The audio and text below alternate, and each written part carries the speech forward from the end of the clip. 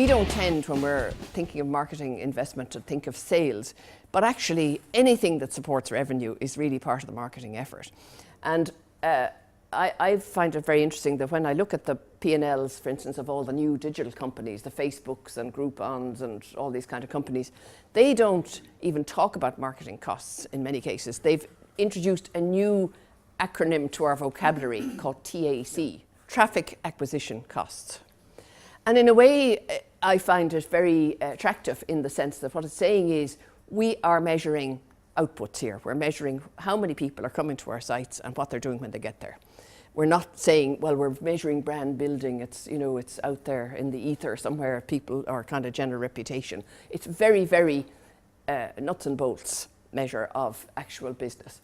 But our problem is that in the past, certainly for broadcast advertising and so on, most of what we considered was the communication effect. You know, reach, frequency, recall, and then other nice measures of liking and knowledge and maybe intention to purchase, things like that. But they were all communication effects, attitude effects. They really didn't go remotely near the final objective, which was, did anybody buy anything?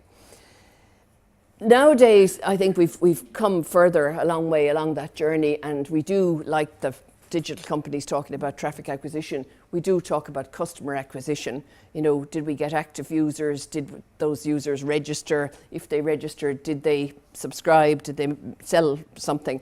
We definitely are much better at measuring, and the brand tracking and so on is measuring behavior.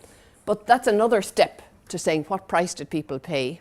And the other thing you find, for instance, in the recession was that for most businesses, if you measure volume, it stayed going fairly well, particularly the food businesses, but value fell a lot because there was an awful lot of price discounting to try to keep sales up.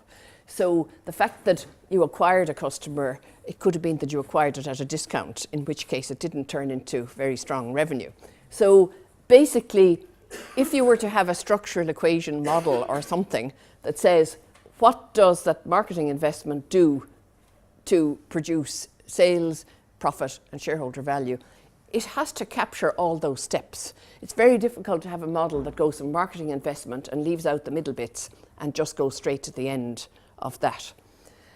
So I don't think there is any model that has been created yet that goes end to end and that can capture all the qualitative as well, because the middle bits in some sense are the qualitative bits and the final bits are the financial quantitative things.